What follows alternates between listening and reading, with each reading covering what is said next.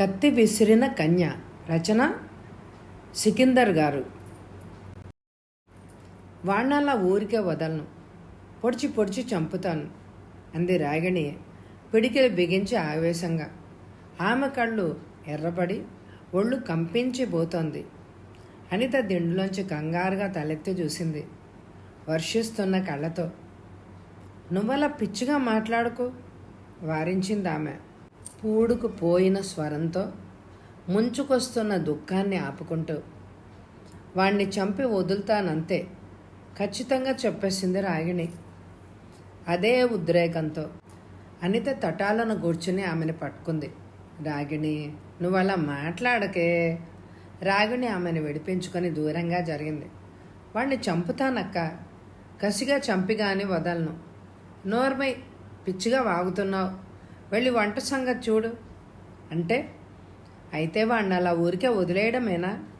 వాడి చేత అంత మాటబడి నువ్వు ఇంకా ఎలా తలెత్తుకుంటున్నావు? సిగ్గు విడిచి మళ్ళీ ఆఫీస్కి వెళ్తావా, లేక ఇంట్లో కూర్చుని ఇలా ఏడుస్తూ? నువ్వు వెళ్ళు ఇక్కడి నుంచి, అనిత కేక పెట్టింది. నువ్వుత్త వెర్రిదానివక్క, నేనైతే ఏం చేసేదాన్నో తెలుసా? ఆ మాట అన్నప్పుడే చెప్పుతో పళ్ళు ఓడగొట్టేదాన్ని, మరో చెప్పుతో దవడ పగలగొట్టేదాన్ని. నీకు పిచ్చి పట్టింది, వెళ్ళిక్కడి నుంచి. వెర్రి ముఖానివి, నీకేం తెలుసు? పెద్ద సంపాదించే దానిలాగా బయలుదేరి వచ్చావు. మా మాట వినకుండా, మమ్మల్ని లక్ష్య పెట్టకుండా నీ గురించి నాన్న ఎంత బెంగ పెడుతున్నాడు. శుద్ధ అమాయకురాలివి.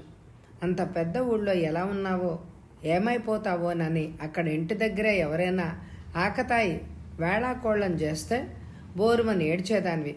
ఇక్కడ ఈ హైదరాబాద్లో ఎలా ఉండగలుగుతున్నావు? పెద్ద మమ్మల్ని ఉద్ధరించేదానిలాగా బయలుదేరి వచ్చావు. సంపాదించాలన్న పట్టుదల ఉంటే పౌరుషం కూడా ఉండాలి. నీ చెల్లెలు నన్ను చెప్పుకోవడానికి సిగ్గుపడుతున్నాను. నిన్ను ఇక్కడికి అసలు ఎవరు రమ్మన్నారే? నా ఏడుపేదో నేను ఏడుస్తాను, ఆ ఏడుపేదో నువ్వు ఏడవక నాతో ఎందుకు చెప్పావు? చెప్పాక నేను ఊరుకుంటానని ఎలా అనుకుంటున్నావు? నా సంగతి నీకు తెలీదా? ఇలాంటివి సహిస్తానా? నేనంటే అందరికీ హెడల్, రోమియోలంతా బలాదూరు. తెలీదు మన ఊళ్ళో నేను ఎలా చెల్లామణి అవుతున్నానో? నాకు సెలవులు కాబట్టి ఇక్కడికి వచ్చాను కాబట్టి సరిపోయింది. లేకపోతే నువ్వు ఇక్కడ జరిగే అన్యాయాలకి గురై. లేదు, వాణ్ణి అలా వదలకూడదు. చెప్పు, వాడెక్కడుంటాడు? కమాన్. నువ్వు ఊరుకోవే రాగిణి, అలా ఉద్రేకపడకు. నేను అక్కడ పని మానేసి వేరే చోట చూసుకుంటాను కదా. వాడెక్కడుంటాడు? రెట్టించింది మళ్ళీ రాగిణి. నీకెందుకు? ఏం చేస్తావు? సరే, నువ్వు చెప్పవు, నేనే తెలుసుకుంటాను. వాడి పేరు, ఆఫీస్ పేరు నాకు తెలుసు. నువ్వు అక్కడే ఉండు, నేను ఇప్పుడే వస్తాను అని తటాలున ఆమెను పట్టుకుంది. వెళ్ళకు, నువ్వు అక్కడికి వెళ్ళకే రాగిణి. రాగిణి ఉద్రేకంతో ఒక్క కేక పెట్టి ఆమెను వెనక్కి నెట్టేసింది. వాడికి నా తడాకా తెలియాలి. నీకు నిప్పులాంటి చెల్లెలుందని తెలిస్తే నీ జోలికి ఎవ్వరూ రాలేడు ఎప్పుడు. రాగిణి వేగంగా వెళ్ళి తలుపు తీసింది. అనిత మళ్ళీ వెనక నుంచి పట్టుకుంది. నువ్వు ఏం చేయబోతున్నావు ఇప్పుడు? రాగిణి నవ్వింది జాలిగా. అక్క, నువ్వు ఎందుకల్లా తప్పు చేసిన దానిలాగా భయపడుతున్నావు? భయపడి కాళ్ల బేరానికి రావాల్సింది వాడు.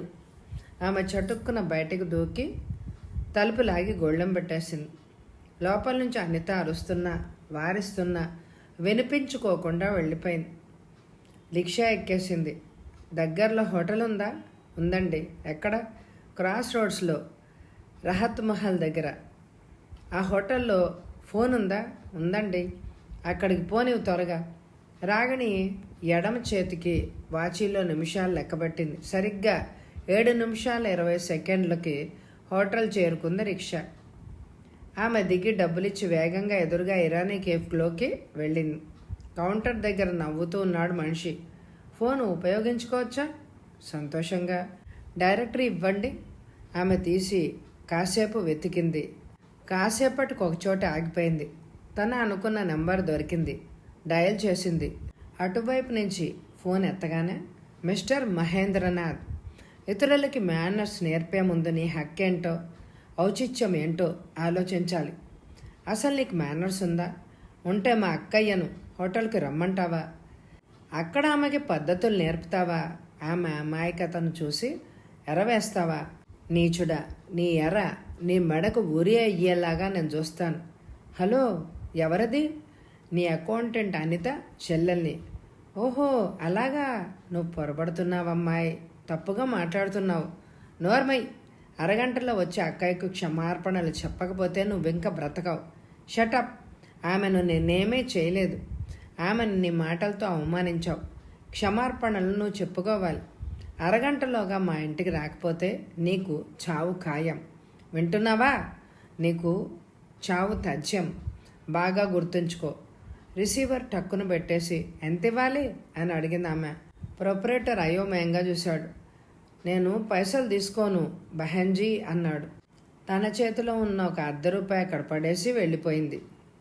ట్విన్ సిటీస్ డిటెక్టివ్ ఏజెన్సీ ఆఫీస్లోకి ఒక ఆజానుబాహుడు ప్రవేశించి చొరవగా కరచాలనం చేస్తూ, good morning mister Lal, good morning mister John, good morning, good morning, how are you అన్నాడు నవ్వుతూ.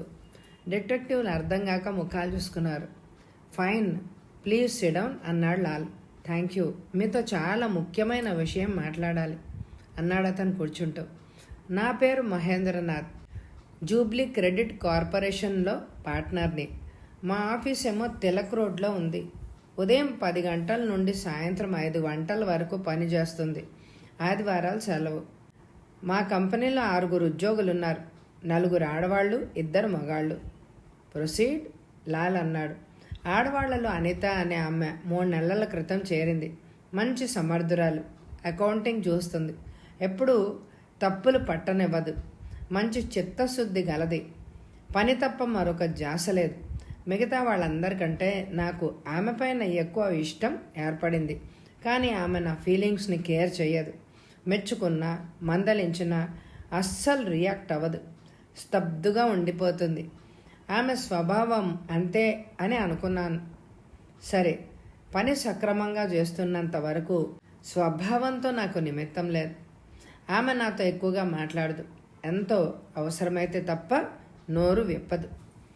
నా ఆఫీస్ గదిలో ఒంటరిగా నాతో 2 నిమిషాలు ఉంటే చాలు, నర్వస్ అయిపోతుంది.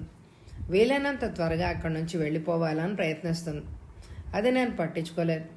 భయం ఎక్కువ ఆమెకి. నగర వాతావరణానికి కొత్త. ఇక్కడ సొసైటీ, మనుషులు, పద్ధతులు ఆమెని కలవర పెట్టేస్తాయి. ఆఫీసు, ఇల్లు తప్ప మరో వ్యాపకమే లేదు. ఓ సరదా లేదు, ఓ షోకు లేదు. షోకు అంటే? జాన్ అడ్డు తగిలాడు. మహేంద్రనాథ్ కలవరంగా చూశాడు. వెంటనే తేరుకొని నవ్వాడు. అంటే ఆధునికత ఆమెకి తెలియదనే నా ఉద్దేశం. అందంగా ముస్తాబవడం ఆమెకి రాదు. లేక తెలియదో నాకు తెలియదు, కానీ చాలా నిరాడంబరంగానే ఉంటుంది. వెల్, అది పూర్తిగా ఆమె వ్యక్తిగత విషయం. ఉద్యోగుల వ్యక్తిగత జీవితం మీకు అనవసరమైన విషయం. నా ఉద్యోగుల్ని చాలా గౌరవంగా చూస్తాను మిస్టర్ జాన్. మీ ఉద్యోగుల ఆడవాళ్ళు నిష్పత్తి ఎందుకు ఎక్కువగా ఉంది? వాళ్లలో ఏకాగ్రత, కార్యదీక్ష ఎక్కువ ఉంటాయి. మగవాళ్లలాగా పని మానేసి హస్కు కొట్టడం, షికార్లు తిరగడం వంటివి ఉండవు. ఓ ఐసి. అందరూ వివాహితులేనా? కాదు, 3 అవివాహితులు. ఈ అనిత అవివాహిత. ప్రొసీడ్ అన్నాడు లాల్. అనిత వయసు 22 ఏళ్ళు ఉంటాయి. అది నేను ఆమె సర్టిఫికెట్స్లో చూశాను. ఓకే, ఇక అసలు విషయం. అలా 3 నెలలు గమనించాను. ఆమెతో చనువు పెంచుకోకూడదు అని అనుకున్నాను. అంటే మిగతా వారితో పెంచుకున్నారా? అతను మళ్ళీ నీళ్లు నమిలాడు. అవును, పెంచుకోకూడదా? కూడదని ఎలా అంటారు? అది మీ ఇరుపక్షాల మధ్య అండర్స్టాండింగ్. 3వ పార్టీ నాకు అభ్యంతరం ఏమీ లేదు. ప్రొసీడ్ అన్నాడు లాల్. ఓకే, ఇక అసలు విషయం. అలా చనువు పెంచుకోకూడదు అని అనుకున్నానే, కానీ నిన్న ఎందుకో మనసు మార్చుకున్నాను. ఆమెకు పద్ధతులు, మేనర్సు, నా ఉద్దేశం సొసైటీల్లో ఎలా మెలగాలో నేర్పాలి అని అనుకున్నాను. ఇలా అనుకోవడం పొరపాటు అని నాకు తెలుసు, కానీ నా ఉద్యోగి నా అభిరుచులకి. ఆ మాట పూర్తి చేయండి అన్నాడు జాన్. అంటే ఆఫీస్లో నేను అనుకున్న విధంగా ప్రవర్తించాలని నా అభిలాష. ఆఫీస్కి ఎందరో పెద్ద మనుషులు వస్తూ ఉంటారు. వాళ్లతో సరదాగా నవ్వుతూ, కలుపుగోలుగా, బిడియపడకుండా మాట్లాడాలి. అలా చాలాసార్లు చెప్పి చూశాను. ఫలితం లేదు. అందుకే స్వయంగా నేనే పూనుకుని ఆమెలో బిడియం భయం పోగొట్టి ఈ నాగరిక ప్రపంచానికి అలవాటు చెయ్యాలి అని అనుకున్నాను. ఇదెంత పొరపాటో నిన్న అనుభవపూర్వకంగా నేను తెలుసుకున్నాను. ఎలా? ఏం జరిగింది? నిన్న సాయంత్రం ఆమెను ఒక కోరిక కోరాను. హోటల్ మయూర్లో గది తీసుకున్నాను, డిన్నర్కు రాగలవా అని. ఏంటి డిన్నర్కా? జాన్ అన్నాడు కళ్ళు పెద్దవి చేసి. నాదు కలవరపడ్డాడు. అవును, ఎందుకలా అడుగుతున్నారు? డిన్నర్ ఈ పదాన్ని మీరే ఉద్దేశంతో ఉపయోగించారు?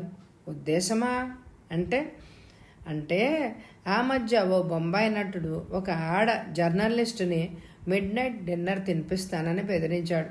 తర్వాత చంపడానికి ప్రయత్నించాడు. మీరు అదే ఉద్దేశంతో అన్నారా? దానికి అలాంటి అర్థం వస్తుందా మిస్టర్ జాన్? హోటల్ గదిలో డిన్నర్ అంటే ఇంకేం అర్థం వస్తుంది? గ్రహించలేరా? మిస్టర్ జాన్, ఈ ద్వంద్వార్థ పురాణం నాకు తెలీదు. ఆ మాట అన్నప్పుడు నా మనసు స్వచ్ఛంగానే ఉంది. ఎలాంటి దురుద్దేశమూ లేదు. నా ఉద్యోగుల్ని చాలా నేను గౌరవిస్తాను. వెల్, యూ కెన్ ప్రొసీడ్ అన్నాడు లాల్. నా మాటలు విని ఆమె బెదిరిపోయింది. అంగీకరించలేదు. నచ్చజెప్పాను, అభయం ఇచ్చాను, చివరికి బలవంత పెట్టాను, సహనం చచ్చి హెచ్చరిక చేశాను. నా ఇష్ట ప్రకారం నడుచుకోకపోతే, కల్చర్ నేర్చుకోకపోతే ఉద్యోగం ప్రమాదంలో పడుతుంది అని బెదిరించాను. అంతే. అయినా ఆమె నన్ను ఖాతరు చేయనేలేదు. ఇంటికి వెళ్ళిపోయింది. బాగా ఆలోచించుకొని వస్తుంది అని అనుకున్నాను. 8 గంటలకు రమ్మన్నాను హోటల్కి. కానీ అంతలోనే పరిస్థితి మరో విధంగా రూపుదాల్చింది. ఏం జరిగింది?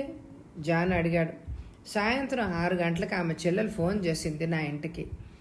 ఆమె మాటలు విని నేను ఆశ్చర్యపడ్డాను. ఆమె ఏమందో తెలుసా?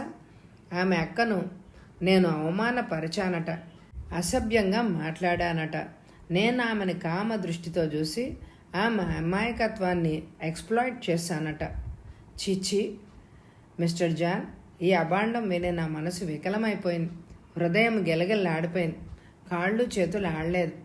అబద్ధం అన్నాను, బనాయింపు అన్నాను, నాకు అలాంటి దుర్బుద్ధి లేదు అన్నాను. ఆమె వినలే లేదు. ఆమె ఎలాంటి తిట్లు తిట్టిందో సభ్యత దృష్ట్యా ఇక్కడ చెప్పడం మంచిది కాదు. జెంటిల్మ్యాన్, అమ్మాయి పేరేంటో గాని చాకులాంటిది. మిస్టర్ లాల్ అన్నాడతను లాల్ వైపు తిరుగుతూ. నన్ను చూస్తే మీకు ఎలా అనిపిస్తుందా? నా పెళ్ళై 10 ఏళ్ళైంది. 2 బుడ్డి వెధవలు ఉన్నారు. నాకు అదేం బుద్ధి? అనిత నా మోటివ్ని అపార్థం చేసుకుంది. ఆమె చెల్లెలతో చెప్పుంటుంది.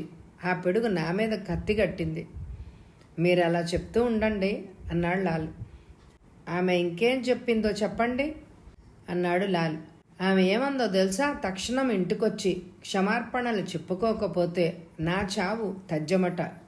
అప్పుడు నవ్వుకున్నాను. క్షమార్పణ కోరే గతి నాకేంటి?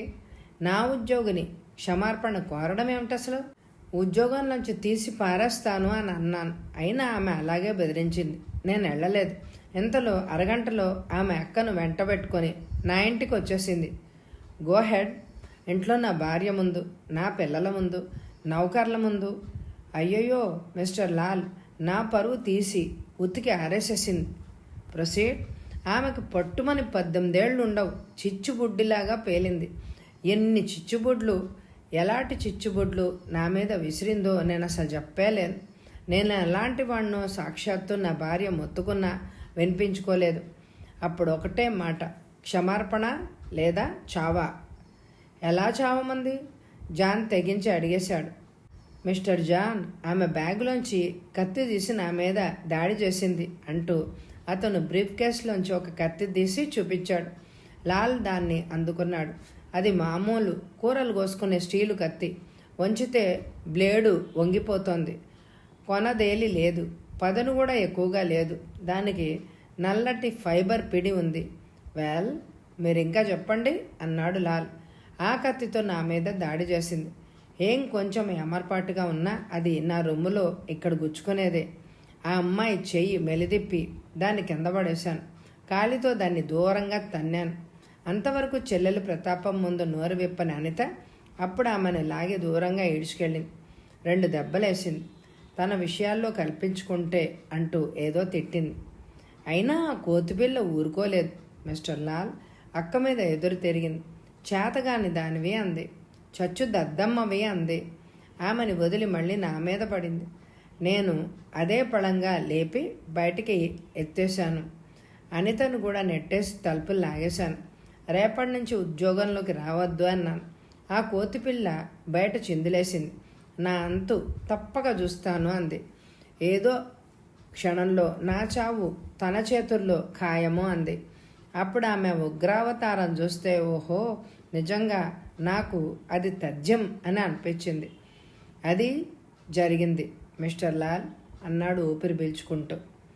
ఆమె మాటలు తలుచుకుంటూనే వెన్నులో జలధరింపు వస్తోంది. ఆమె చెప్పింది చేసి తీరుతుంది. నా మీద ఎంత కసి లేకపోతే అలా కత్తితో బయలుదేరి వస్తుంది. మొదట ఏమో అనుకున్నాను, కానీ ఇప్పుడు ఆమెని నమ్మలేను. నా ప్రాణాలకి మోసం ఉంది. ఆమె పగబట్టింది. ఓ పని చేయండి, పోలీసులకి. ఓహో, పోలీసులు వద్దు, నేను ఒప్పుకోను. నేను కంపెనీ ప్రతిష్టను దృష్టిలో ఉంచుకోవాలి. నా పార్ట్నర్తో విభేదాలు రాకుండా చూసుకోవాలి. పోలీసుల వల్ల అంతా బయటపడిపోతుంది. జరిగింది అతనికి తెలిస్తే నన్ను నమ్మడు. నా క్యారెక్టర్ని అపార్థం చేసుకుంటాడు.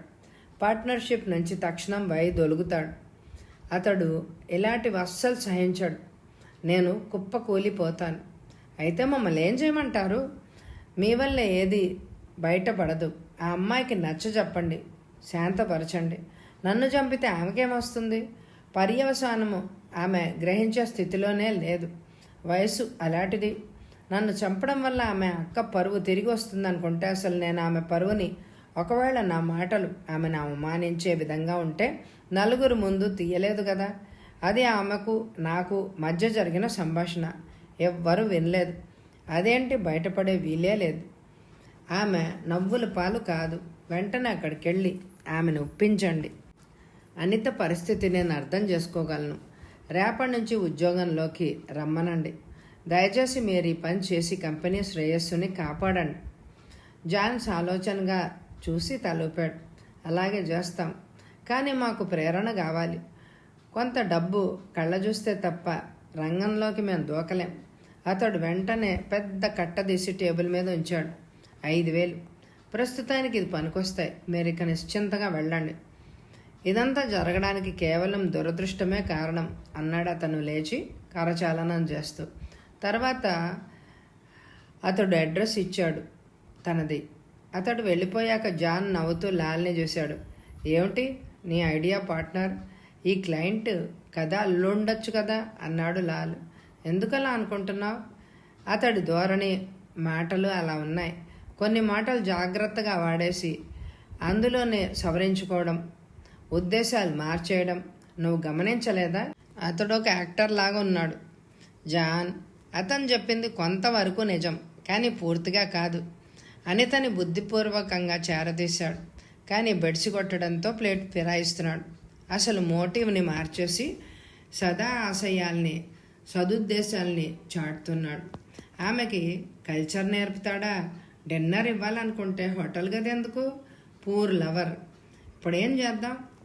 నువ్వు వెంటనే హోటల్ మయూర్కి వెళ్ళు. నిన్న అతను గది ఎప్పుడు తీసుకున్నాడో తెలుసుకో. తరచూ తీసుకుంటూ ఉంటాడేమో కనుక్కో.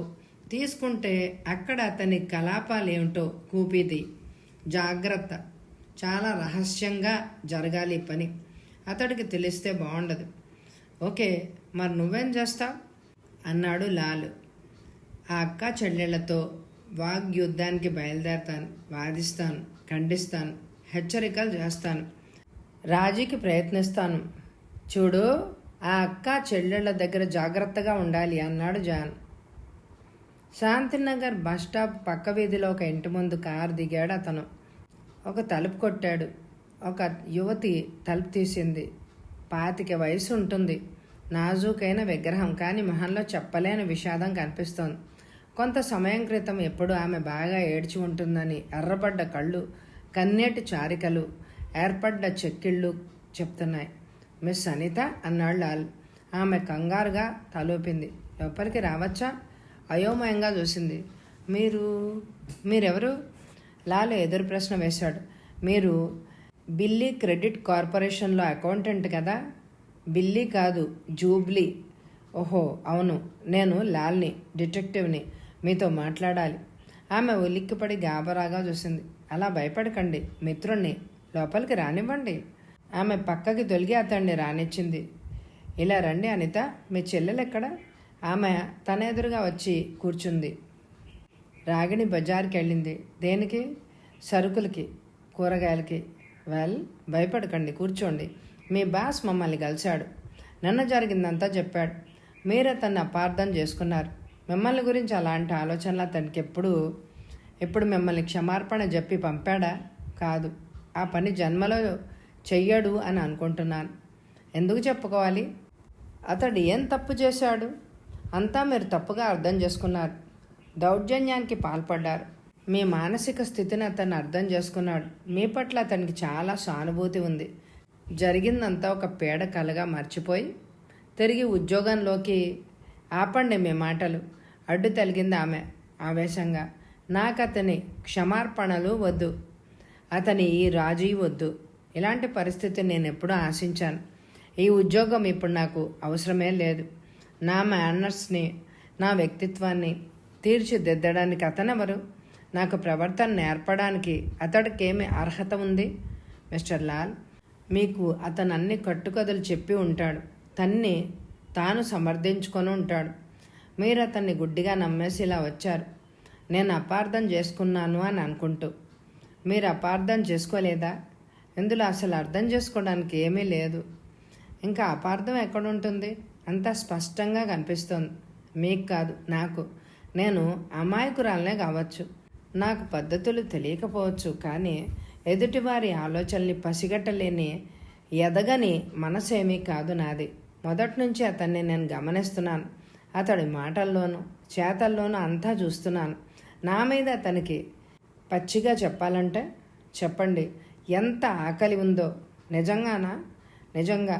ఆ మాత్రం అర్థం చేసుకొని జాగ్రత్తలో ఉండకపోతే ఈ భూమి మీద ఆడది బ్రతకడం కష్టం. మహేంద్రనాథ్ నా విషయంలో నిన్న బయటపడ్డాడు. ఆఫీస్లో మరో ఇద్దరితో ఎలా ప్రవర్తిస్తాడో, వాళ్లతో అతడికున్న చనువు ఎలాంటిదో నాకు బాగా తెలుసు. నన్ను కూడా వాళ్లలాగే భావించాడు. ఆ దృష్టితోనే చూశాడు. అతడి డబ్బు, హోదా చూసి తేలిగ్గా వల్లో పడతాను అని అనుకున్నాడు. సొసైటీలో ఆధునికంగా మెలగడం అంటే నైతిక విలువల్ని వదులుకోవడము అని అనుకున్నాడు. అతని అంతస్తు, ఆహ్వానం చూసి నిబ్బరం కోల్పోతానేమోనని అనుకున్నాడేమో. నిన్న నన్ను హోటల్ గదికి ఏడ్చడానికి ప్రయత్నించాడు. మిస్టర్ లాల్ ఆ ప్రయత్నం విడిచిగొట్టడంతో అతని మాటల్లో అర్థాన్ని వక్రీకరిస్తున్నాడు. ఉద్దేశాన్ని మార్చి ప్రకటించుకుంటున్నాడు. హోటల్ మయూర్లో గత్తేసుకున్నాడు. సాయంత్రం డిన్నర్కు వస్తావా అని అంటున్నప్పుడు ఆ మాటలో వెకిలితనం, ద్వంద్వార్థం, కుళ్ళు, ఉద్దేశం పసిగట్టలేరా మీరు?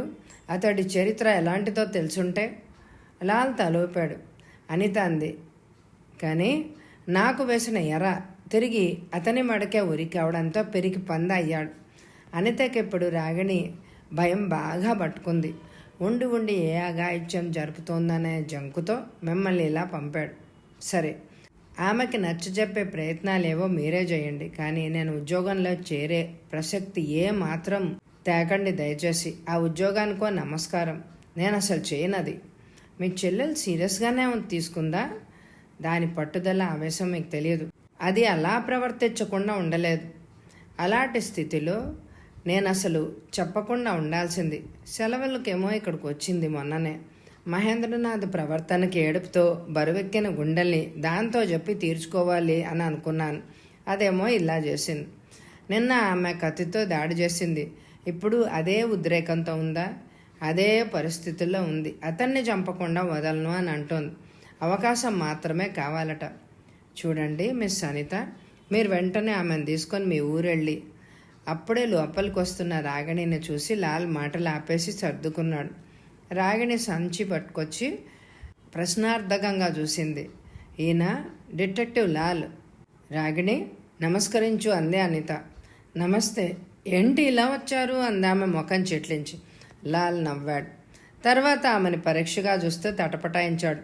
కొన్ని క్షణాల వరకు అతని గొంతు పెకల్లేదు. అలా కూర్చో రాగిణి, నీతో నేను మాట్లాడాలి. నిల్చునే మాట్లాడడం నాకు అలవాటు. అలాగా? అలాగే అలాగే కూరలు తెచ్చావా? అవును. ఏం కూరలు? ఇంటికొచ్చిన అతిథులు అలా కూరలేమిటి, పులుసులేమిటి అని అడగరు. మీరు వచ్చిన పనేమిటి? రాగిణి, నువ్వు అలా మాట్లాడకూడదు. ఆయనకు మర్యాద ఇవ్వు. సరే, అయితే ఆ అప్రాచ్యుడు డిటెక్టివ్ల సహాయం కోరాడన్నమాట. లాల్ అన్నాడు. నువ్వు ప్రమాదకరంగా వ్యవహరిస్తున్నావు రాగిణి. చట్టం దృష్టిలో తీవ్రమైన నేరం. ఒకరిని చంపుతానని బెదిరించడం తీవ్రమైన పరిణామాలు నాకు అనవసరం. అతన్ని చంపడమే నా ధ్యేయం. ఎందుకని? ఎందుకేమిటి? ఏమి తెలియనట్టే మాట్లాడుతున్నారు? మీ సోదరుని ఎవరైనా అవమానిస్తే మీరు ఊరుకుంటారా? లాల్ కావాలని బలవంతంగా నవ్వాడు. నాకు సోదరి లేదు మై డియర్ యంగ్ గర్ల్. ఆమె కోపంతో కేకబెట్టింది. మీకు సోదరు లేదని లోకల్లో ఎవరికి ఉండదనుకుంటున్నారా? మీ డిటెక్టివ్ల ధోరణే అంతా. మీకు ఇల్లు, వాకిలి, ఫ్యామిలీ, నా అనేవాళ్ళు ఎవరు ఉండరు. దేశ దిమ్మరుల్లాగా తిరగడమే పని. మీకు లాంటి ఫీలింగ్స్ నాకు లేవు. మా అక్కయ్యకు అన్యాయం జరిగింది. తీవ్రమైన పరాభవం జరిగింది. నేను న్యాయంగా క్షమార్పణ కావాలి అన్నాను. వాడేమో ఒప్పుకోలేదు. నన్ను రెచ్చగొట్టాడు. నా రక్తం మరుగుతోంది. వాణ్ణి చంపి పగ తీర్చుకోకుండా వదలను. నువ్వు ఆ పని చేయలేవు. నీ వైఖరి మార్చుకోకపోతే అతను పోలీస్ కంప్లైంట్ ఇస్తాడు. కనీసం 3 నెలలు జైల్లో కూర్చుంటావు. ఏంటి? పోలీస్ కంప్లైంట్ ఇస్తాడా? తప్పు చేసింది తను. ఎన్ని గుండెలు ఉండాలి వాడికి? సరే, అలాగే చేయమనండి. నేను అప్పుడు 3 నెలలు కాదు, జీవితాంతం జైల్లో కూర్చోడానికి సిద్ధంగా ఉంటాను. వాడిని సఫా చేసి. షటప్. ఎలాగైనా వాడి చావు నా చేతిలో ఖాయం. Shut up you stupid lady. నేను ఇప్పుడే పోలీసుల్ని పిలుస్తాను. ఏదో ఘనకార్యం అనుకుంటున్నావా? దాన్ని నీ అక్క హర్షిస్తుంది అని అనుకుంటున్నావా? కుమిలిపోతుంది, కుంగి కృషించిపోతుంది, జీవితాంతం ఏడిపే మిగులుతుంది. నువ్వు కటకటాల వెనక కూర్చొని గొప్ప ఉపకారం చేశానని వెకిలిగా నవ్వుతూ ఉంటావు, ముడిసిపోతావు, వెర్రిగా గర్వపడతావు. ఇక్కడ నీ వాళ్ళు నిన్ను దలుచుకొని అన్ని విధాల నాశనం అయిపోతారు. నీలో ఆవేశం తప్ప ఆలోచన లేదనుకుంటున్నాను. నీ కుటుంబాన్ని చేతులారా నాశనం చేస్తున్నావు. నీకింత పట్టుదల కూడదు. మీ అక్కయ్యని నలుగురిలో అవమానించలేదు. అది వాళ్ళిద్దరి మధ్య జరిగిన సంభాషణ. దాన్ని సాగదీసి బట్టబయలు చేసుకోవడం మంచిది కాదు. అది ఎప్పటికీ ఆ ఇద్దరి మధ్య ఉండిపోతుంది. జరిగింది చాలు. ఉద్యోగాలు చేసే ఆడవాళ్ళకి ఇలాంటి అనుభవాలు సర్వసామాన్యం. పట్టించుకోకూడదు. చూసి చూడనట్టు ఉండాలి. ఎప్పటికప్పుడు మర్చిపోవాలి. నేనేది మర్చిపోను. ఇది వాళ్ళిద్దరి మధ్య వ్యవహారం అయితే ఆమెతో ఏకాంతంలో క్షమార్పణ వేడుకోమనండి. ఏమిటి నామోషి? అంత ఆత్మాభిమానం ఉంటే ప్రాణభయం ఎందుకు? ఆత్మాభిమానంతోనే చావమనండి. సాయంత్రం 5 గంటల వరకు టైం ఇస్తున్నాను. ఈ లోపల ఇక్కడికి స్వయంగా వచ్చి అక్కయ్య చేతులు పట్టుకొని క్షమార్పణలు వేడుకోకపోతే నీ నిర్ణయం మారదనమాట. ముమ్మాటికి మారదు. పరమ మూర్ఖురాలివి నువ్వు. పరమ విసుగ్గా ఉంది నాకు. వెళ్ళిపోండి ఇక్కడి నుంచి అరిచిందామె కళ్ళెర్ర చేసి. ఏమైంది? ఏం లేదు, నా నీతి వాక్యాలు చెప్పాను విని గెట్అవుట్ అంది. అయితే నిర్ణయం మార్చుకోదన్నమాట. బహిరంగంగా ఛాలెంజ్ చేస్తోందా? అలా చేసే ధైర్యం ఉందా ఆమెకి? ధైర్యం అయితే ఉంది, కానీ అవకాశం లేదు. ఉండదనుకుంటున్నాను. అనితే ఆమెను తీసుకొని ఊరెళ్ళిపోతే ఏ గొడవ ఉండదు. అందుకు రాగిని వ్యతిరేకిస్తే మాత్రం క్లయింట్ని హెచ్చరించాల్సి ఉంటుంది. నువ్వేం కనుక్కున్నావు? అందమైన సీతాకోక చిలకలు అతని మీదకి ఎగురుతూ వాలుతూ ఇచ్చిపుచ్చుకునే ధర్మాన్ని నిర్వర్తిస్తూ ఉంటాయి. Do you understand? ఆ చిలకలన్నీ ఎలాంటివి? ఏం చేస్తూ ఉంటాయి? ఎక్కడుంటాయి? మొదలైన ప్రశ్నలకి సమాధానాలు నా దగ్గర కానీ, రూమ్ బాయ్ల వద్ద కానీ, చివరికి మహేంద్రనాథ్ దగ్గర కానీ లేవు. అదే మయూర్ హోటల్లో చివరి అంతస్తులో అతడికి 124 గది అతని ప్రేమ పంజరం. అంటే సీక్రెట్ లైవ్ స్పాట్ అన్నమాట. ఆ పంజరంలోకి సాయంత్రం 6 అయ్యేసరికల్లా చిలకలు వాలుతూ ఉంటాయి. అంటే ఒక్కరికి మించి కాదులే. మహేంద్రనాథ్ భాషలో ఆ చిలకలు వాలడాన్ని డిన్నర్కి ఆహ్వానించుట అంటారు. రూంబాయ్ చెప్పాడు. ఈ రూంబాయ్ మొదట నోరు విప్పలేదు. భయపడ్డాడు, అనుమానించాడు, సందేహించాడు.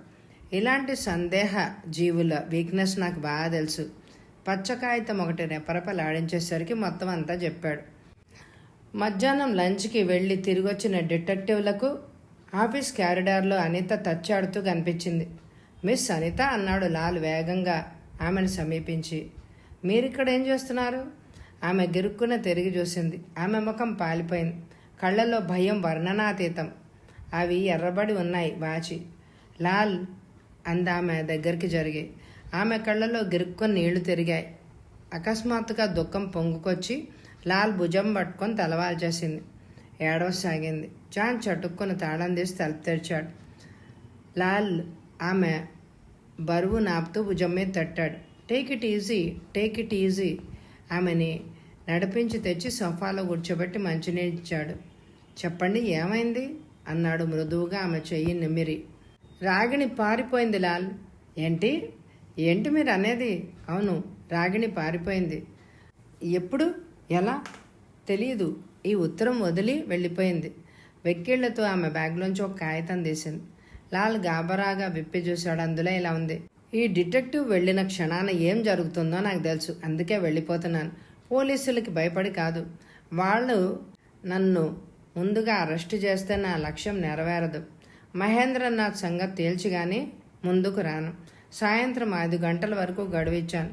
ఈ లోపల ఇంటికొచ్చి క్షమార్పణలు చెప్పుకుంటే సరే, లేకపోతే వాడి గుండెల్లో బాకు దింపుతాను, అంతే. రాగిణి. జాను కూడా ఆ ఉత్తరం చదివి డామిట్, అలా జరిగిందేంటి అని అరిచాడు. అనితంది. మేరెళ్ళిన కాసేపటికి ఆమె కనిపించలేదు. నేను కంగారు పడ్డాను. నాది దగ్గరికి వెళ్ళింది అని అనుకున్నాను, కానీ గడువిచ్చి అప్పుడే వెళ్ళిందై అని అనిపించింది. బజారుకి వెళ్ళింది అని అనుకున్నాను. ఎంతసేపటికి తిరిగి రాలేదు. అంతలో టేబుల్ మీద ఈ ఉత్తరం చూశాను. లాలు విసురుగా వెళ్ళి ఫోన్ ఎత్తాడు. వెల్, మీరేం భయపడకండి అన్నాడు జాన్. ఆమె ఏమీ చేయదు. ఆమె నాదిని కనిపెడుతూ ఉంటే ఆ పరిసరాల్లోనే సమీపంలో ఎక్కడో ఉంటుంది. ఆ చుట్టుపక్కల జాగ్రత్తగా కనిపెట్టి ఉంటే పట్టుకోవడం కష్టం కాదు. మిస్టర్ నాథ్, లాల్ ఫోన్లో అంటున్నాడు. వ్యవహారం బెడిసి కొట్టింది, లాభం లేదు. ఆమె ఇంట్లోంచి పారిపోయి మిమ్మల్ని కనిపెడుతోంది. మీ ప్రాణాలకి ఏమీ గ్యారంటీ లేదు. వచ్చి క్షమార్పణలు చెప్పుకోండి. ఏంటి? గట్టిగా చెప్పండి. నో, ఆమెను ఇప్పుడు పట్టుకోగలమని నిశ్చయంగా మేము చెప్పలేం. రిస్క్, మీ ప్రాణానికే రిస్క్. వినిపించడం లేదు, గట్టిగా మాట్లాడండి దయచేసి. ఓహో, ఎలా చంపుతుందంటారా? మీరు ఎలా కారులో పోతుంటే ఎక్కడైనా పొంచి ఉండి కత్తి విసరొచ్చు. కొద్దిగా మార్పుతో కెనడీ టైప్లో మర్డర్ అన్నా చెయ్యొచ్చు. అసలు మేము ఇప్పుడు ఏం చేయలేం. పోలీసుల్ని పిలిస్తే ఆమెను పట్టుకోవడం సులభం అవుతుంది. తర్వాత మమ్మల్ని బ్లేమ్ చేయకూడదు. ఫోన్ పెట్టేశాడు జాన్. మీరు కూడా ఇంటికి వెళ్ళండి. మావాడు మీ చెల్లెల్ని ట్రాప్ చేయడానికి ట్రై చేస్తాడులేండి అన్నాడు. రాత్రి 8 గంటలకి క్రైమ్ బ్రాంచ్ డిటెక్టివ్ బాలకృష్ణన్ నుంచి ఫోన్ వచ్చింది. హలో మిస్టర్ లాల్, మా క్రైమ్ బ్రాంచ్లో మరో మర్డర్ పెరిగింది. అలాగా, ఎవరిది అన్నాడు లాల్ నవ్వుతూ. ఓ ఫైనాన్సర్ది, పేరు మహేంద్రనాథ్. మహేంద్రనాథ్? ఏ మహేంద్రనాథ్? జూబ్లీ క్రెడిట్ కార్పొరేషన్ పార్ట్నర్ది. నేను ఇప్పుడే హత్యాస్థలంలోనే ఉన్నాను. ఇందులో మీకు ఆసక్తి ఉంటుందేమోనని. నా ఆసక్తి, ఈ కేసు మాదే. నాకు అతని గురించి, అతడి పూర్తి వ్యవహారం కూడా తెలుసు. ఐసి, ఆశ్చర్యంగా ఉంది. ఎలా జరిగింది? జాన్ అక్కడ ఉన్నాడా? ఇక్కడ లేడు. హత్య హోటల్ మయూర్లో జరిగింది. చివరి అంతస్తులో అతని గది ముందు గుమ్మం దగ్గర శవం ఉంది. గుండెల్లో కత్తి దిగి ఉంది. అదృష్టం ఏమిటంటే హంతకురాలు దొరికిపోయింది. హంతకురాలా? దొరికిపోయిందా? అవును, పారిపోతూ పట్టుబడింది. అంతా ఒప్పుకుంది. పేరు Ragini. Ragini, that damn stupid girl అరిచాడతను. ఓహో, ఆమె కూడా తెలుసా మీకు? కృష్ణన్, నేను వెంటనే వస్తున్నాను. జాన్ ఎక్కడున్నట్టు? లాల్ రిసీవర్ పెట్టేసి లేచాడు. ఏదో తోచి గబగబా నాది ఆఫీస్కి డయల్ చేశాడు, కానీ రెస్పాన్స్ లేదు. అవతల నుంచి ఎంగేజ్. ఇంటికి ఫోన్ చేశాడు. వాళ్ళ ఆవిడ ఎత్తింది. మీ భర్త హత్య కాబడ్డాడు అని చెప్పి ఫోన్ పెట్టేశాడు. డిటెక్టివ్లు చూశారు. మహేంద్రనాథ్ గది ద్వారం దగ్గర గడప మీద వెల్లికిలా పడున్నాడు. సగం దేహం గది లోపల, సగం బయట ఉంది. గుండెలో బాకు పిడి వరకు దిగింది. అతడు ఒంటి మీద తెల్లటి షర్టు, నల్ల ప్యాంటు ఉన్నాయి. నిపుణులు గది లోపల శవం దగ్గర బిజీగా ఉన్నారు. డిటెక్టివ్లు రాగిణి దగ్గరకు వచ్చారు. ఆమె ముఖం పాలిపోయి కళావిహీనంగా ఉంది. ఆమె పెదవులు బిగబట్టి బిగిసిపోయి కూర్చుంది. ఆమె పక్కనున్న యువతిని జాన్ ఆశ్చర్యంగా చూశాడు. మీరెవరండి? మిస్ నీల కదూ? ఆమె తలూపింది. మిమ్మల్ని నాది ఆఫీస్లో చూశాను. మీరెక్కడ పనిచేస్తారు? మళ్ళీ తలూపింది. లాల్ అన్నాడు కర్కశంగా. రాగిణి, ఇప్పుడెలా ఉంది? నీ పగ చల్లారిందా? నేను అనుకున్నది ఎప్పుడు జరగకుండా ఉండలేదు. జైలుకి వెళ్తా అన్నావు కదా, పారిపోవడానికి ఎందుకు ప్రయత్నించావు? ప్రతిదీ నేను ఛాలెంజ్ చేస్తాను. పోలీసులు నన్ను వేటాడి పట్టుకుంటే నాకు తృప్తి. అంత తేలిగ్గా మాట్లాడేస్తున్నావు. ఉదయం నుంచి అసలు ఎక్కడున్నావు? అతన్ని కనిపెడుతున్నాను. ఆఫీస్కి ఎదురుగా 3 అంతస్తుల హోటల్ ఉంది.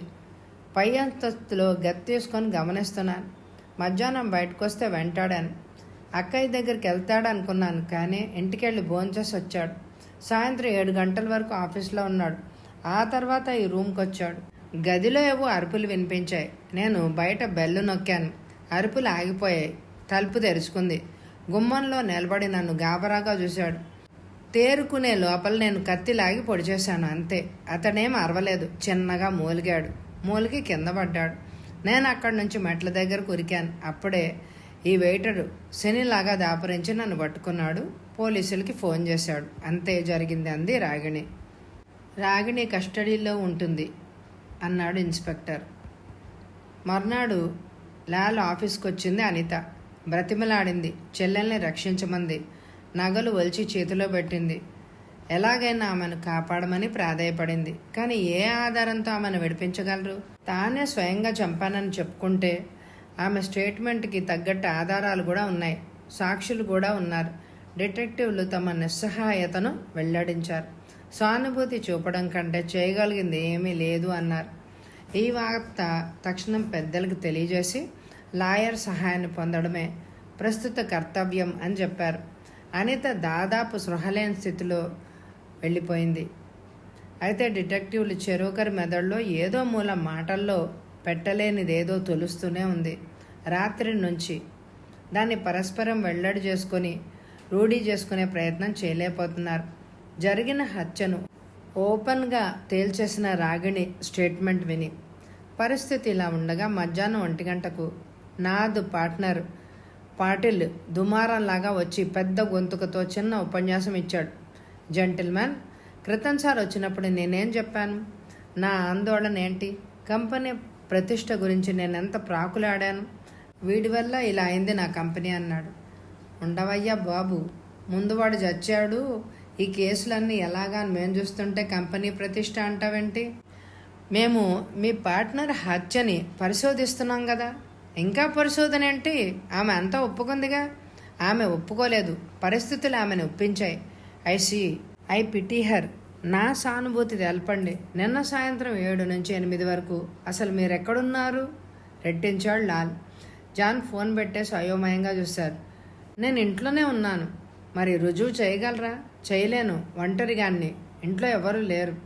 అది రుజువు చేయడం చాలా అవసరం. మీరు నన్ను అనుమానిస్తున్నారా? చింతిస్తారు మై డియర్. నిన్న సాయంత్రము మిస్సెస్ నాద్కి ఎందుకు ఫోన్ చేశారు? ఈ ప్రశ్నకి అతడు కలవరపడ్డాడు. వెంటనే కుదుటపడి, మిస్సెస్ నాద్కి చేయలేదు. నాది ఇంటికి చేశాను. ఆమె పలికింది అన్నాడు. దేనికి చేశారు? నాద్ కోసం. కానీ అక్కడ లేడు. మీ ఆఫీస్లో ఉన్నాడేమో కనుక్కోమన్నాను. ఆమె మీకు ఫోన్ చేసి లేడని నాకు తెలియజేసింది. మాకు స్వయంగా మీరే ఎందుకు చేయలేకపోయారు? ఎందుకా? మీరు అతని రహస్యాల్ని భద్రంగా కాపాడుతున్నారని. నాదు ఇంటికి ఎన్ని గంటలకు ఫోన్ చేశారు? 6:30 నుంచి 8 వరకు 3 సార్లు చేశాను. మొదటి 2 సార్లు పిల్లలు పలికారు. మమ్మీ షాపింగ్కి వెళ్ళింది అన్నారు. కానీ ఆమె షాపింగ్కి వెళ్ళగా నేను ఎప్పుడు చూడలేదు. ఆమె అసలు ఇల్లే కదలదు. 3వసారి 8 గంటలకు ఫోన్ చేశాను. అప్పుడు ఆమె పలికింది. 2వసారి ఎన్ని గంటలకు చేశారు? 7:30కి. అప్పుడు పిల్లలు పలికారు. నాదుతో ఏం మాట్లాడాలనుకున్నారు అసలు? పార్ట్నర్షిప్ గురించి, అతని చీకటి బ్రతుకు గురించి. నాకు అనవసరం అనుకున్నాను. అతని భాగం కంటే ఎక్కువ డబ్బిచ్చి వదిలించుకోవాలి అని అనుకున్నాను. ఆ విషయాల్ని మాట్లాడుకునేందుకే ఇంటికి రమ్మనాలి అని అనుకున్నాను. కానీ అతడెక్కడా నాకు దొరకలేదు. ఆఫీస్కి ఫోన్ చేయలేదా? చేశాను. ఆఫీసు 5 గంటలకే మూసేస్తారు. అందువల్ల ఇంటికి చేశాను మొదట. కానీ ఇంట్లో లేకపోవడంతో అప్పుడు ఆఫీస్కి ఫోన్ చేశాను. ఎన్ని గంటలకి? వెంటనే చేశారా? లేదు, ఇంటికి 5:30కి చేశాను. అక్కడ లేకపోతే ఎక్కడ వెళ్ళుంటాడా అని ఆలోచించాను. ఒకవేళ పని ఎక్కువ ఉండి ఆఫీస్లో ఉన్నాడా అని మళ్ళీ ఆఫీస్కి చేశాను. ఆఫీస్ మూసింది. రెస్పాన్స్ లేదా అంటే అతడు కోపంగా చూశాడు. అంటే అంటే ఏమిటి? రెస్పాన్స్ లేదంటే అర్థం ఏంటి? అతడి ముఖం కందిపోయింది. అర్థం లేని ప్రశ్నలు వేస్తున్నారు. రెస్పాన్స్ లేదంటే అర్థం ఏమైమంటుంది? లాల్ జాన్ వైపు తిరిగాడు. ఏమై ఉంటుంది పార్ట్నర్? జాన్ అయోమయంలోంచి తేరుకొని అవతల ఎవరూ లేరనా అన్నాడు. అవును, మరింకేమనుకున్నారు? అరిచాడు పాటిల్. అవతల ఎవరైనా ఉంటే ఫోన్ ఎత్తకపోయినా రెస్పాన్స్ రాదు, జాన్ అన్నాడు మళ్ళీ.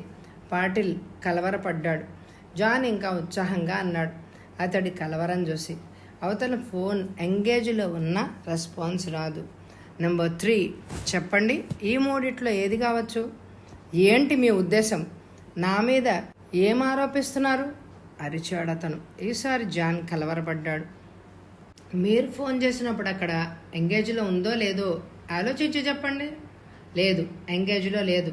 అవతల ఎవరు లేరు. తప్పు. ఎంగేజ్లో ఉందనుకున్నారు అంటే నాది ఆఫీస్లో ఉన్నాడు అని అనుకున్నారు. వెంటనే బయలుదేరి వచ్చి వచ్చి వచ్చి ఏం చేశాను?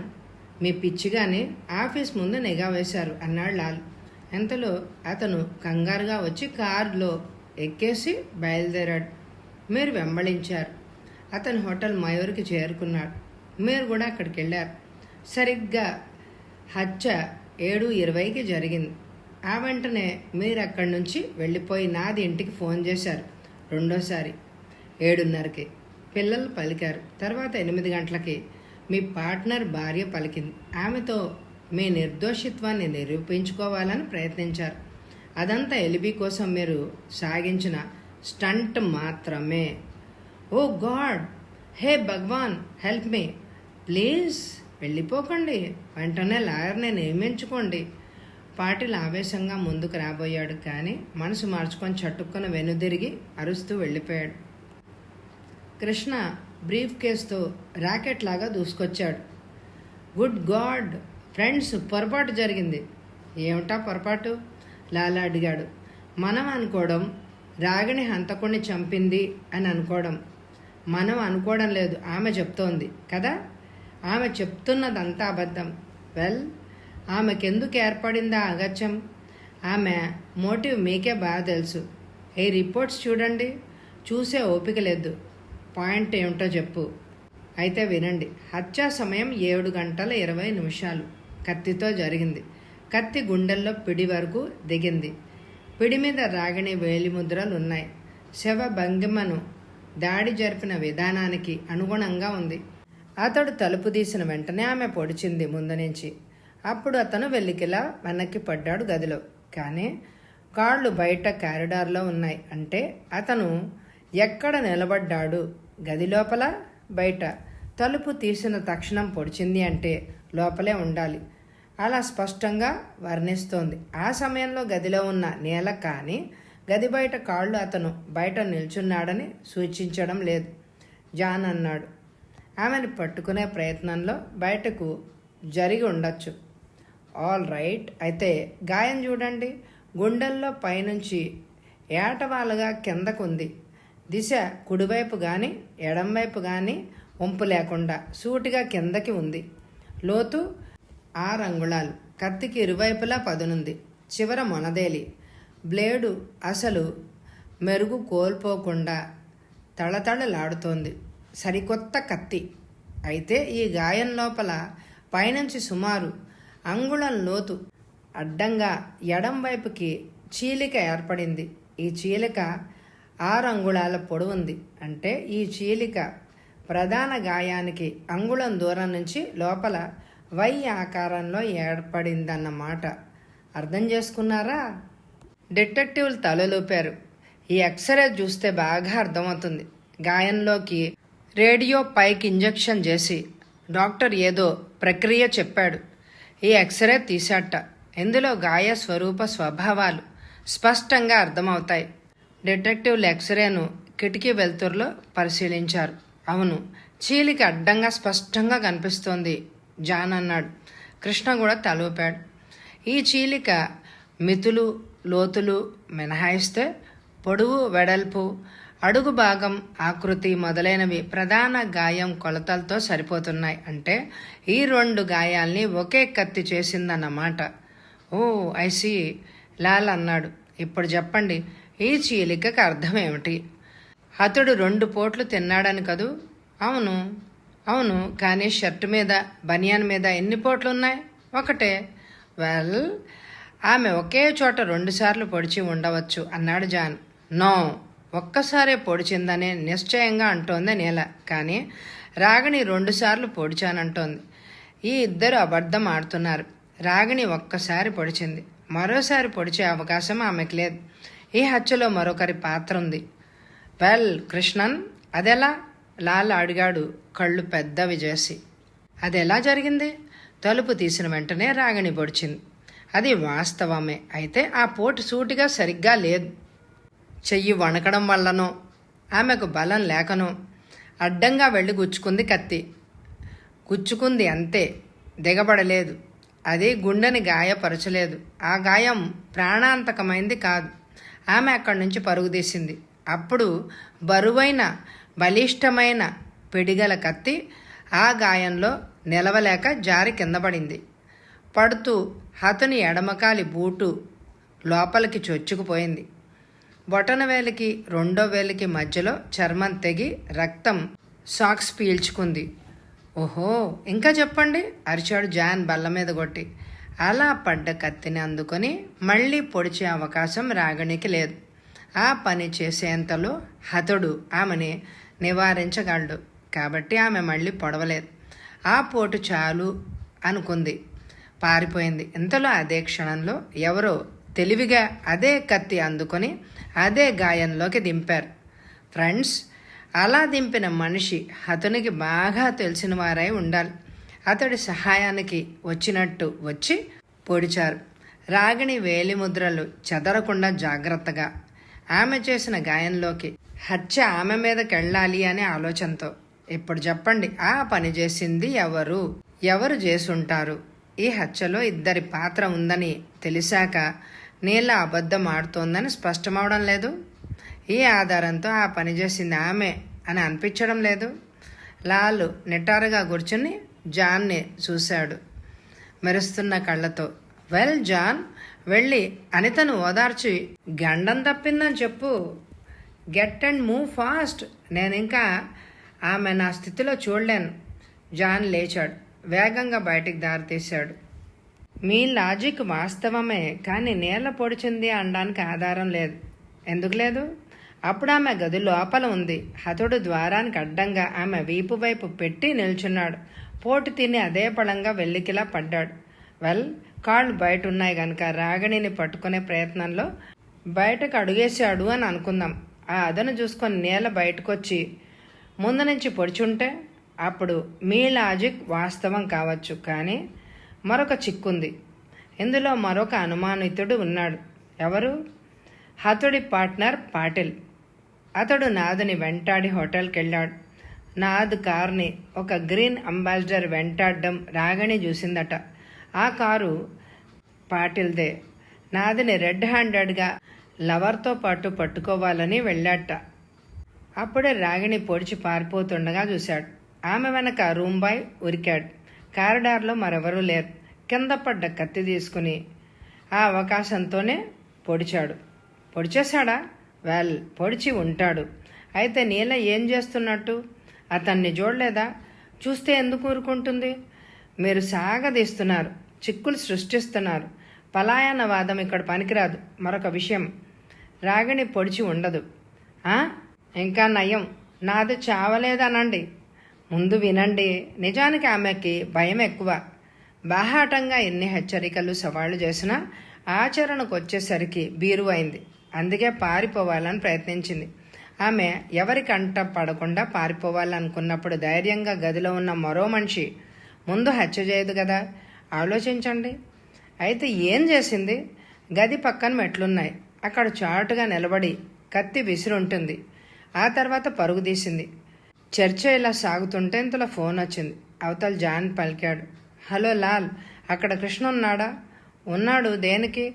వెంటనే మీరిద్దరు బయలుదేరి వచ్చేయండి ఇక్కడికి. జాన్ అడ్రస్తో పాటు గబగబా కొన్ని సూచనలు ఇచ్చాడు. వాళ్ళు ముగ్గురు చప్పుడు కాకుండా పెరటి తలుపు గుండా లోపలికెళ్లారు.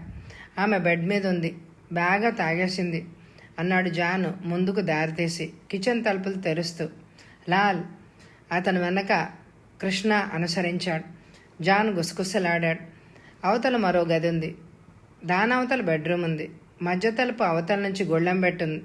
అక్కడికి వెళ్ళాలి. కాసేపట్లో అతను వస్తాడు, రండి. అడుగులు జాగ్రత్త. నిశ్శబ్దంగా ముగ్గురు ఆ గదిలోకి వెళ్ళి తలుపుల దగ్గర నిలబడ్డారు. అవతల ఏమీ వినిపించలేదు. లాల్ కృష్ణ జాన్ ముఖం చూశారు ప్రశ్నార్థకంగా. జాను నోరు తెరవద్దని వారించాడు. ముగ్గురు కొన్ని నిమిషాలు కాచుకున్నారు. కృష్ణన్కి లాల్కు అనుమానం ఎక్కువ అవుతోంది. ఏమీ జరగడం లేదు. జాన్ని దీనంగా చూశారు. అప్పుడే బయట తలుపు కొట్టిన చప్పుడైంది. ముగ్గురు ఉలిక్కిపడ్డాడు. మరోసారి చప్పుడు అయ్యాక అరుపు వినిపించింది. నేల. అది మగ గొంతు. అతను వచ్చేశాడు, జాన్ అన్నాడు చెవులు రిక్కిస్తూ. మళ్ళీ తలుపు చప్పుడు అరుపు వినిపించాయి. బెడ్రూమ్లో అలికిడైంది. చిన్న మూలుగు. ఏదో కింద పడ్డ శబ్దం. ఎవరది? మత్తుగా పలికింది స్త్రీ కంఠం. నువ్వు తలుపుది అరిచింది బయట కంఠం. మళ్ళీ కొన్ని క్షణాలు నిశ్శబ్దం. ఆ తర్వాత చెప్పులు తొడుక్కుంటున్న సవ్వడి, నడుస్తున్న అలికిడి, తలుపుకి కొట్టుకున్న తాకిడి. అప్పుడు తలుపులు తెరుచుకున్న శబ్దం. ఆ వెంటనే స్త్రీ కంఠం. నువ్వా? ఎక్కడికెందుకు వచ్చావు అరిచింది. మగ కంఠం. నువ్వెందుకు పిలిచావు అంది. నేనెప్పుడు పిలిచాను అడిగిందా స్త్రీ కంఠం గాబరాగా. ఏడ్చావు. ఒళ్ళు తెలియకుండా తాగేసి ముందు పద లోపలికి. తలుపు దడాల్లో మోసుకుంది. స్త్రీ కంఠం కేకబెట్టింది. భూమి కనిపించేలాగా బరువైన అడుగులు బెడ్రూంలోకి వచ్చాయి. వాటితో పాటు ఈడ్చుకు రాబడుతున్న స్త్రీ అరుపులు. బెడ్రూంలో ఒక్కసారిగా పెద్ద పెట్టున చప్పుళ్ళు ప్రారంభమయ్యాయి. ఏయ్, ఏమిటిది? నన్నేం చేస్తున్నావు నువ్వు? నన్ను వదులు అరుస్తోంది ఆమె. నన్ను వదులు. నిన్నే. అబ్బా, నిన్నే నిన్నే రాస్కెల్, వదిలిపెట్టు. ఓ చిన్న కేక వెలువడింది. దుర్మార్గుడ, వెళ్ళిక్కడి నుంచి. నిన్ను నిన్ను మగ కంఠం కెవ్వుమని కేకబెట్టింది. రాక్షసి, నా చేయి కొరికావు. రాస్కెల్, నీ గొంతు నరుకుతాను. ఇక్కడికెందుకు వచ్చావు? నేనెప్పుడు రమ్మన్నాను? Get out. నా ఒంటి మీద చేతులు వేయడానికి ఎంత ధైర్యం రా నీకు? ఊరుకో బుజ్జి, నీ ఒళ్ళు తెలియడమే లేదు. నేనెవరిని అనుకున్నావు? నాతో అసలు ఏం చెప్పావు అప్పుడు? నీ మాటలు విని నేను ఆ పని చేశాను. నాకు ఒక అవకాశం ఇస్తానని ఒప్పుకోకపోతే నేను ఆ పని ఎందుకు చేస్తాను చెప్పు? నువ్వు చెప్పిందే చేశాను. ఇప్పుడు తప్పించుకోలేవు. కమాన్. మళ్ళీ చప్పుళ్ళు ప్రారంభమయ్యాయి. అవతల ముగ్గురు అసహనంగా నిలబడ్డారు. వేదవ, నిన్ను చంపమని అన్నానా? ఆ పని ఆమె చేస్తుంది. పారిపోకుండా పట్టుకోమన్నాను. నా మీద నీ ఆలోచనల్ని ఎప్పుడో పసిగట్టాను. నిన్ను ఊరించి నా పబ్బం గడుపుకోవడానికే అలా ఒప్పుకున్నాను. నీ దరిద్రపు చేతులు నన్ను తాకడం కలలో కూడా సహించను. డబ్బిస్తాను. ఎంత కావాలో అడుగు. నువ్వలాగా మోసగించలేవు బుజ్జి. నీకోసం నువ్వు చెప్పిన దానికంటే ఎక్కువే చేశాను. అది ఆమె వల్ల అయి ఉండేదే కాదు. మాట ఇచ్చి నువ్వు తప్పించుకోలేవు. దూరంగా ఉండు. అరుస్తాను, మందిని పిలుస్తాను. ఈ అరుపుల కంటేనా? కమాన్. మందు బిగించి మతి లేకుండా మాట్లాడుతున్నావు. ఈసారి అలజడి స్థాయి పెరిగింది. ఏవో కింద పడుతున్నాయి, దొర్లుతున్నాయి. మూలుగులు, కేకలు. జాన్ కృష్ణకి సైగ చేశాడు. కృష్ణ వెనక్కి జరిగి విసురుగా భుజంతో తలుపుని ఢీకొట్టాడు. వంతులు వారీగా ముగ్గురు ఢీకొడుతున్నారు. గొళ్ళెం ఊడి బళ్ళున తెరుచుకుంది తలుపు. ముగ్గురు లోపలికి జొరబడ్డారు. నీళ్లతో పెనుగులాడుతున్న రూంబాయ్ నగేష్ బెదిరిపోయి ఆమెను వదిలి దూరంగా దూకేశాడు. నీల భయంకరంగా కేకబెట్టింది. అరెస్ట్ దేమ్ అన్నాడు జాన్ కృష్ణంతో. అనిత అయోమయంగా కలవరంగా చూసింది. చెప్పరే, ఏం జరిగింది? నమ్మలేకపోతున్నాను నవ్వాడు జాన్. నేను కూడా నమ్మలేదు మీ చెల్లెల్ని మాటల్ని. ఆమె గొప్ప త్యాగం చేస్తుందని అనుకొని అబద్ధాలు ఆడింది. కానీ ఆమె నిర్దోషిత్వాన్ని ఎలా నిరూపించాలో నాకు బోధపడలేదు. కేసులో మరికొన్ని విషయాలు బయట పడే వరకు పూర్ లిటిల్ థింగ్ ఎలాగో పట్టుబడింది గనక గత్యంతరం లేక అన్ని నిందలు తన మీదే వేసుకుంది. ఆత్మాభిమానంతో బాహాటంగా హెచ్చరికలు ప్రతిజ్ఞలు చేసినందువల్ల. అసలు మీ చెల్లెలు మిస్ అనిత ఆ అఘాయిత్యానికి పాల్పడే లోపల లాల్ చెప్పినట్టు ట్రాప్ చెయ్యాలనుకున్నాను, కానీ నాదు అంగీకరించలేదు. అసలు నన్ను బాడీగార్డ్గా పిలవడమే గొప్ప సాహసమట. బయట మీ చెల్లెలు అతని గుండెల్లో ఎలా నిద్రపోయిందో అలాగే ఆఫీసులో మరొక ఇద్దరు అతని పీకల మీద కూర్చుని ఉన్నారు. నీల, రజని మీ సహోద్యోగినులు. నీలకు ఇదంతా తెలియదనుకుని అతను పొరపడ్డాడు. ఆమెకంతా తెలుసు. ఎక్కడో ఉన్న నాదు పార్ట్నర్కే తెలియగా లేనిది ఆఫీస్లో ఉన్న ఆమెకి ఎలా తెలియకుండా ఉంటుంది? మీకేం జరిగిందో అంతా తెలుసు ఆమెకి. అయితే అది తెలిసి చావాలనుకోలేదు. మునపటిలాగా అతడితో పోట్లాడనూ లేదు. ఆమె గుండెల్లో పగ రగిలింది. దాన్ని నిశ్శబ్దంగా అణిచిపెట్టింది. తన్ని మళ్ళీ మళ్ళీ మోసం చేస్తున్న నాదికి తగిన శాస్తి జరపాలి అని అనుకుంది. అతను చచ్చిపోవాలని కసిగా నిర్ణయించుకుంది. అతడితో తన పెళ్ళి కళ్ళ. ఏం చేసింది? అతన్నెలా? ఆమె నిర్ణయానికి పరిస్థితులు అనుకూలంగా ఉన్నాయి. మీ చెల్లెలు నాదిని కనిపెడుతోందని ఆమెకు తెలుసు. ఎలా తెలుసు? చెప్తాను, ఆగండి. నాదు క్షమార్పణలు చెప్పడు కాబట్టి రాగిణి అతన్ని చంపడం ఖాయమని తెలుసు. రాగిణి పారిపోయి కనిపెడుతోందని నాదుకి ఫోన్ చేసి లాల్ మాట్లాడుతున్నప్పుడు అతడికి నాదు మాటలు సరిగ్గా వినిపించడం లేదు. గట్టిగా మాట్లాడమని నాదుకు పదే పదే చెప్పాడు. కానీ ఆ హడావిడిలో అసలు సంగతి లాల్ పసిగట్టలేదు. నేను పట్టించుకోలేదు. కానీ ఈ మధ్యాహ్నం పోస్ట్ మార్టంలో హత్యలో ఇద్దరి పాత్ర ఉందని తెలిసినప్పుడు నా మెదడులో ఒక మెరుపు మెరిసింది. ఏమిటది? హత్యలో ఇద్దరి పాత్ర తెలిసాక నీకున్న మోటివ్ అవకాశం ఆలోచించినప్పుడు దాని బీజం ఎక్కడుందో తెలిసిపోయింది. నిన్నటి లాల్ నాదిల ఫోన్ సంభాషణ అనుకోకుండా జ్ఞాపకం వచ్చింది. లాలుకు అవతల మాటలు నార్మల్ స్థాయిలో వినిపించని కారణం అప్పుడు పసిగట్టాను. అవతల శబ్దాలు ఏవీ లేవు. నాది ఆఫీస్ చాలా ప్రశాంతంగా ఉంటుంది. ఎవరో ఎక్స్టెన్షన్ ఎత్తడం వల్లే అని గ్రహించాను. అవును, ఆఫీస్లో ఎక్స్టెన్షన్ ఉంది.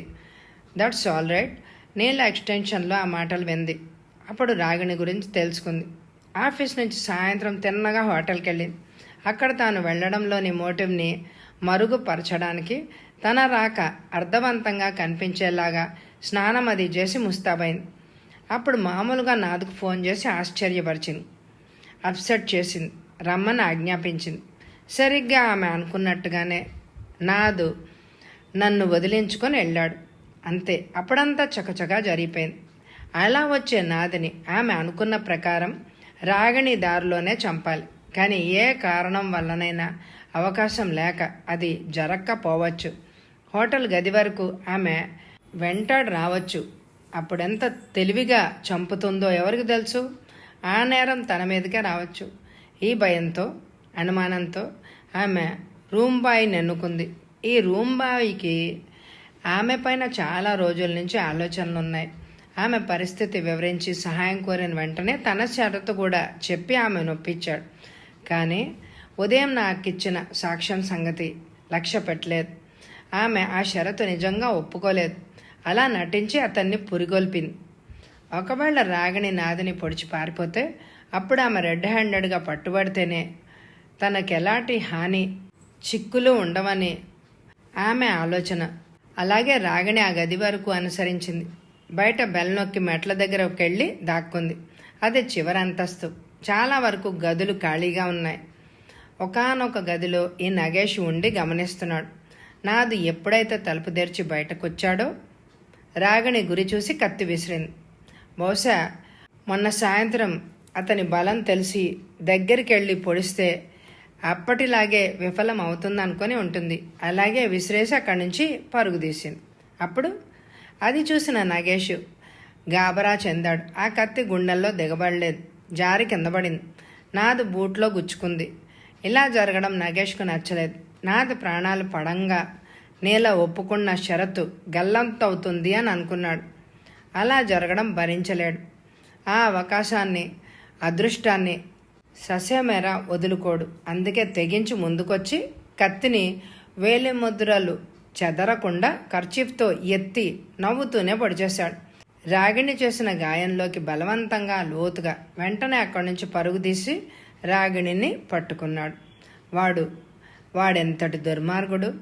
దుర్మార్గులకి దయ ఉండదు. అలా జరిగి ఉండవచ్చునని ఊహించాక మధ్యాహ్నం నీల ఇంటికి రహస్యంగా వెళ్ళాను. ఆమె బాగా తాగేసి పడుకుంది. అదే సమయం అనుకున్నాను నా అనుమానాన్ని తీర్చుకోవడానికి. వెంటనే నాగేష్కి ఫోన్ చేసి నా ఫ్రెండ్ సోనియాతో తాగిన గొంతుకుతో నీలలాగా మాట్లాడించి ఆమె ఇంటికి రప్పించాను. అంతే. వాళ్ళిద్దరూ నేననుకుంటున్నట్టుగానే నోళ్లు పారేసుకుని సంకెళ్ళు తగిలించుకున్నారు. పాటిల్ గురించి చెప్పండి, అతనేం చేశాడు? జాన్ నవ్వాడు. ఏం చేయలేదు. అతడికి కంపెనీ ప్రతిష్ట గురించి బెంగెక్కువ. నాదుని రెడ్ హ్యాండెడ్గా పట్టుకోవాలి అన్న ఉబలాటంతో హోటల్కి వెళ్ళాడు. రిసెప్షన్లోనే తటపటా ఇస్తూ ఉన్నాడు. ఎంతలో హత్య గురించి విని ఉబలాటం ఎగిరిపోయి అక్కడి నుంచి ఉడాయించాడు. పైగా ఆఫీస్కి వచ్చి మమ్మల్ని దబాయించాడు. లాల్ శుభ్రంగా వాష్ చేసి పంపాడు. నిజంగా తానే హత్య చేశాడేమో అన్న భ్రమ కలిగించి మరీ వదిలాడు. అనిత భారంగా నెట్టూర్చింది. మరి రాగిణి? ఆమెనేం చేస్తారు? అంతా జడ్జి దయాదాక్షిణ్యాలపై ఉంది. హత్యా ప్రయత్నం మీద స్వల్ప శిక్ష పడొచ్చు, లేదా ఆమె మనోస్థితికి జాలి దలిస్తే క్షమించవచ్చు అన్నాడు డిటెక్టివ్. దాని సాహసబుద్ధి, మొండి పట్టుదల వల్లనే ఇదంతా జరిగింది. నాదుకి ఆ దుర్గతి పట్టిందంటే నాకు నిజంగా ఓకే ఇంక బాధపడకండి. లాల్ మిమ్మల్ని స్థితిలో చూడలేను అని అన్నాడు. ఓదార్చి కుదుటపరిచి రమ్మన్నాడు. స్త్రీలు ఎవరైనా బాధపడితే అతడు చూడలేడు, గజగజ వణికిపోతాడు అన్నాడు జాన్. ఆనందంగా ఉంటే కొయ్యబారిపోతాడా అంది అనిత బలవంతంగా నవ్వు తెచ్చుకుంటూ. కథ సమాప్తం. ఈ కథ మీ అందరికీ నచ్చితే ఎక్కువ లైకులు ఇవ్వండి. చాలా తక్కువ లైకులు వస్తున్నాయి. ప్లీజ్ ఎక్కువ లైకులు ఇస్తారు కదూ. ఇంతసేపు కష్టపడి కథ చదివేది మీ లైక్స్ కోసమే అని తెలుసుకోండి. Thank you very much my dear friends.